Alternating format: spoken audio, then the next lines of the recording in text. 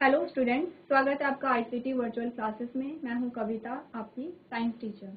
उम्मीद करती हूं आप सभी अच्छे होंगे और स्वस्थ होंगे। तो आज हम इस चैप्टर के क्वेश्चन आंसर्स को यहाँ पे डिस्कस करेंगे, जिसमें हम पूरा चैप्टर रिवाइज करेंगे और देखेंगे जो क्वेश्चन है वो किस प्रकार से आते हैं, किस प्रकार से आप वहाँ पे क्वेश्चन लिख सकते हैं।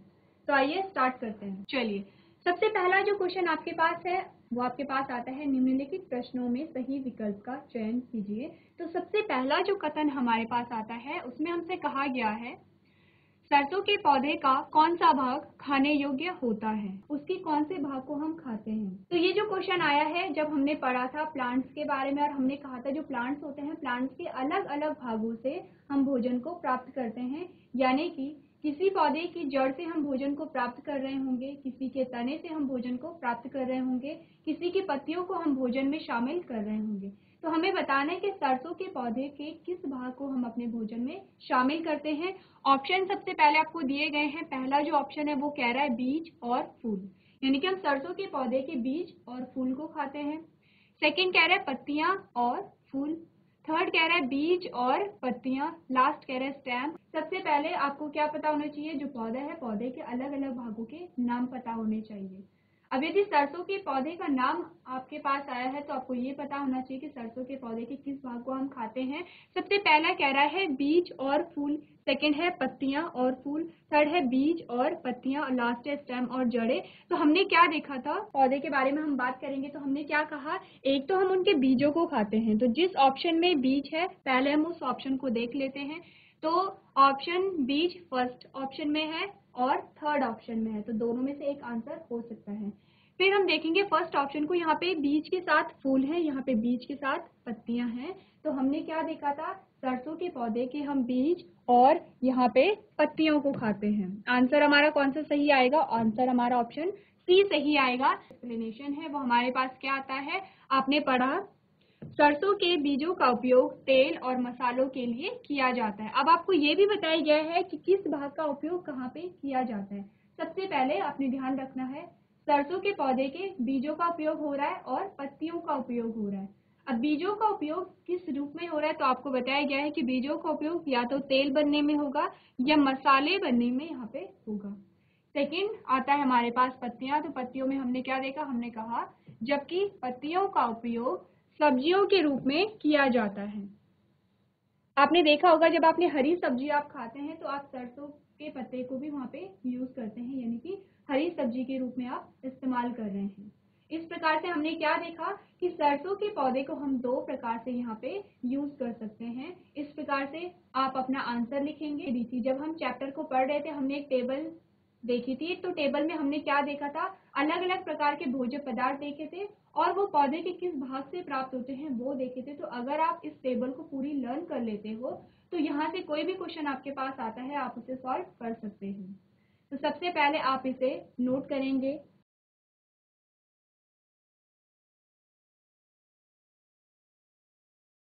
चलिए, इसके बाद जो नेक्स्ट हमारे पास क्वेश्चन आता है उसमें हमसे पूछा गया है, सेकंड क्वेश्चन हमसे पूछता है, मधुमक्खियां प्रायः फूलों पर बैठी देखी जाती हैं, वे ऐसा क्यों करते हैं। आपने देखा होगा जो मधुमक्खियां होती हैं वो हमेशा फूलों के चारों ओर रहती हैं, फूलों पर बैठी हुई दिखाई देती हैं। तो इसका क्या रीजन है, सबसे पहला ऑप्शन कह रहा है वे फूल को पसंद करती हैं इसलिए वो फूलों पर बैठी रहती हैं। सेकंड कह रहा है वे फूलों पर अंडे देते हैं इसलिए वे फूलों पर बैठी रहती हैं। ऑप्शन सी कह रहे हैं वे फूलों से अमृत चूसते हैं, और लास्ट जो ऑप्शन है वो कह रहे हैं कि ये सारे ही जो ऑप्शन है वो सही है। अब आपको बताना है इनमें से जो कौन सा आंसर है वो सही होगा। GIC Diktauli. Good morning ma'am. Good morning, आपका नाम क्या है। मैम अभिनव। ओके अभिनव। अभिनव, आपको बताना है कि आपका सही आंसर क्या है, क्यों मधुमक्खियां फूलों पर बैठी होती हैं। वह फूलों से अमृत चूसती हैं। वो आएगा यहाँ पे सी, वे फूलों से अमृत चूसते हैं इसीलिए वो क्या करते हैं, फूलों पे बैठे हुए दिखाई देते हैं। इसकी व्याख्या क्या है, मधुमक्खियां फूलों से अमृत एकत्र करती हैं और इसे शहद के रूप में बदल देती हैं। अब आपको पता होना चाहिए कि शहद के रूप में बदल देती है तो शहद के हमारे लिए क्या क्या लाभ होते हैं। शहद सबसे पहले क्या है, एनिमल यानी कि पशुओं से प्राप्त होने वाला, एनिमल से प्राप्त होने वाला भोज्य पदार्थ है जिसे हम भोजन के रूप में उपयोग करते हैं। दूसरा, शहद में क्या होते हैं, औषधीय गुण होते हैं। जैसे कि आपने देखा होगा जब आपको कोल्ड होता है तो आपको कहा जाता है कि आप शहद खाइए, आपका जो कफ है वो सही हो जाएगा। तो शहद में क्या होते हैं, औषधीय गुण होते हैं। कैसे बनता है शहद, हमने कहा जो मधुमक्खियां होती हैं वो फूलों का अमृत एकत्र करती हैं और तब यहाँ पे क्या बनता है, शहद का निर्माण होता है। चलिए इसके बाद जो हमारा नेक्स्ट क्वेश्चन आता है, क्वेश्चन नंबर 3, इसमें हमसे पूछा गया है स्वास्थ्य के लिए सबसे अच्छा कौन सा है। यानी हमें कुछ ऑप्शन दिए गए हैं, हमें बताना है हमारे स्वास्थ्य के लिए सबसे अच्छा ऑप्शन इनमें से कौन सा है या सबसे अच्छा भोज्य पदार्थ कौन सा है। तो इनमें से सबसे जो हमारे लिए, वैसे तो सारे ही हमारे लिए बहुत अच्छे हैं, उबले हुए बीज भी हैं, भुने हुए बीज भी हैं, गीले सूजे हुए बीज, अंकुरित बीज, सारे ही बीज हमारे स्वास्थ्य के लिए क्या है, लाभदायक है। लेकिन इनमें से सबसे अच्छा हमारे लिए कौन सा होगा, तो आप देखेंगे ऑप्शन नंबर डी हमारे पास सही आता है, यानी कि अंकुरित बीज। तो अंकुरित बीज क्या होते हैं, स्वास्थ्य के लिए सबसे अच्छे होते हैं, क्योंकि इसके बारे में जब आप पढ़ेंगे तो आप जानेंगे कि अलग अलग विटामिन के अलग अलग कार्य होते हैं और ये जो विटामिन है सबसे अधिक मात्रा में किसमें पाए जाएंगे, अंकुरित बीजों में पाए जाएंगे। तो इसीलिए हमारा जो आंसर सही होगा वो है ऑप्शन नंबर डी। तो अपने आंसर को यहाँ पे नोट कीजिए। चलिए सबने नोट कर लिया, ठीक है। तो हमारे पास जो नेक्स्ट क्वेश्चन आता है that is question number 4। Question number 4 में हमसे क्या पूछा गया है, आप पढ़ेंगे निम्नलिखित में से किस सेट में केवल शाकाहारी जानवर शामिल है। हमें बताना है, हमें सेट दिए गए हैं, आप देखेंगे अलग अलग ऑप्शन में अलग अलग सेट है किसके, जानवरों के। हमें बताना है कि कौन से इनमें क्या है, शाकाहारी शामिल हैं। तो सबसे पहले आपको ये बताना है कि शाकाहारी क्या होते हैं। जी ऐसी भुजान अपना माइक ऑन कीजिए। Good morning ma'am. Good morning, आपका नाम क्या है। नितिन राणा। नितिन, ठीक है नितिन। नितिन सबसे पहले मुझे बताइए शाकाहारी की डेफिनेशन हमें बताइए। शाकाहारी वह होते हैं जो घास फूस खाते हैं। Okay very good, example. जैसे गाय, बकरी, Yes. खरगोश, हिरन। ठीक है, बैठिए नितिन, बहुत अच्छा आंसर आपने दिया है, बैठिए। जीआईसी दिक्टोली में से किसे आंसर करना है, हाथ खड़े कीजिए। मैम गाय, बकरी, खरगोश और हिरन। Okay very good. अब आप में से कोई मुझे बता सकता है कि आपने ऑप्शन बी, सी या डी क्यों सेलेक्ट नहीं किया है। आपने मुझे बताया ऑप्शन नंबर ए सही है, जिसमें हमारे पास ऑप्शन आते हैं गाय, बकरी, खरगोश और हिरन।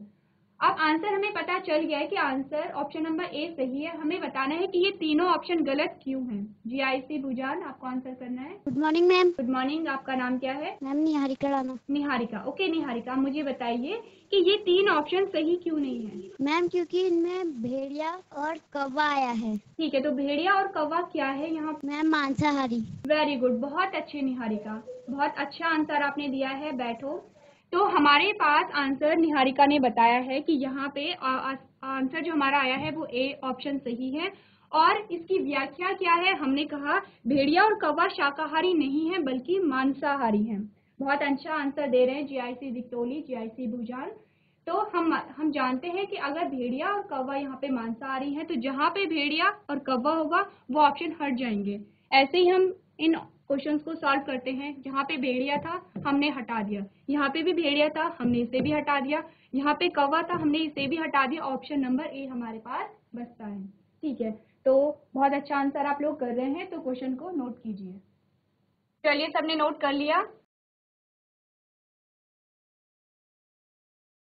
जो अब हमारे पास नेक्स्ट क्वेश्चन आता है वो है क्वेश्चन नंबर 5। क्वेश्चन नंबर 5 में हमसे क्या पूछा गया है, वे जंतु जो पौधे और अन्य जानवरों के मांस दोनों को खाते हैं वो कहलाते हैं। तो उन्हें क्या कहते हैं, ऑप्शन ऑलरेडी आपके सामने। हमने कहा कि जो पौधों को भी खा रहे हैं और जो जानवरों को भी खा रहे हैं, यानी दोनों से अपना भोजन प्राप्त कर रहे हैं, उन्हें हम क्या कहते हैं। आंसर हमारे पास क्या है, सर्वाहारी आ गया है, क्योंकि नाम ही इंडिकेट कर रहा है। सर्वाहारी का मतलब है, ओमनिवोर्स का मतलब है कि जो सारी ही चीजें को खा रहे हैं।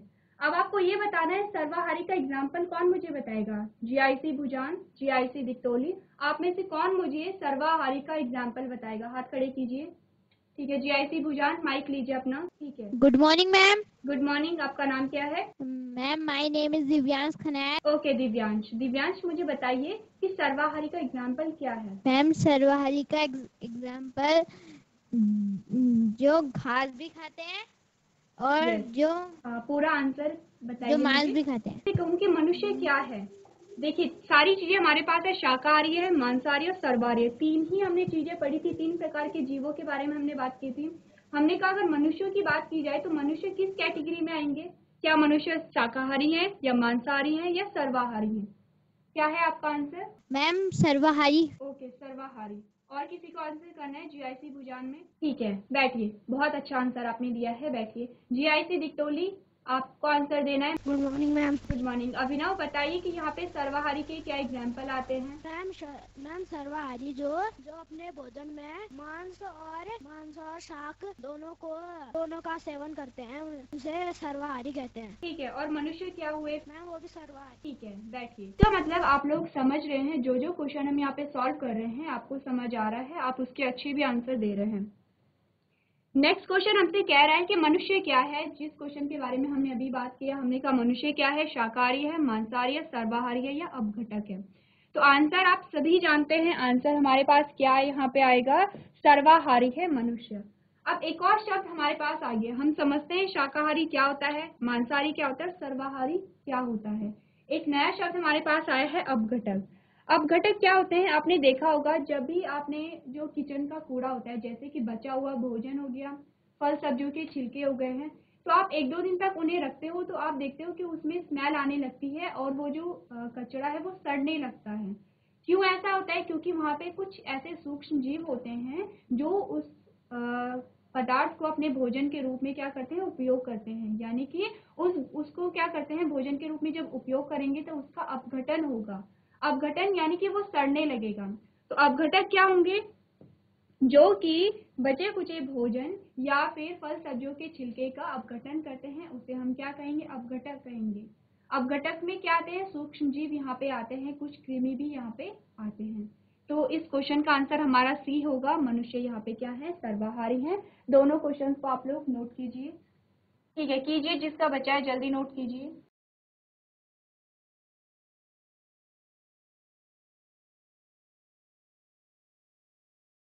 चलिए, नेक्स्ट जो क्वेश्चन हमारे पास आता है वो है क्वेश्चन नंबर 7। क्वेश्चन नंबर 7 में हमसे कहा गया है निम्नलिखित में से कौन सा समुच्चय सही नहीं है। फिर से हमारे पास एक वही क्वेश्चन आ गया है, लेकिन क्वेश्चन इस बार कुछ और पूछ रहा है। कह रहा है कि कौन सा ऑप्शन इनमें गलत है। आपको ऑप्शन पढ़ने हैं, option A, B, C, D, सारे ऑप्शन को आपको पढ़ना है और आपको चूज करना है कि कौन सा ऑप्शन इनमें से सही नहीं है। ये जो क्वेश्चन है ये आपके लिए होमवर्क के लिए है। नेक्स्ट जो हमारा सेशन होगा, सबसे पहले हम इस चैप्टर को स्टार्ट करेंगे, उस क्वेश्चन से ही यहाँ पे स्टार्ट करेंगे और आपको इनमें क्वेश्चन को के आंसर को बताना है कि जो क्वेश्चन नंबर 7 है उसका सही आंसर क्या है, यानी कि इनमें से जो गलत ऑप्शन है वो क्या है। तो इस क्वेश्चन को नोट कीजिए और इसके आंसर को भी नोट कीजिए। तो यहाँ पे आज के सेशन में हम इतना ही करेंगे। आपको जो भी पढ़ाए जा रहे हैं, जो भी क्वेश्चंस आपको कराए जा रहे हैं, आपको वो नोट करने हैं, समझने हैं और उन्हें याद करना है। तो अभी तक क्लास में बने रहने के लिए आपका धन्यवाद।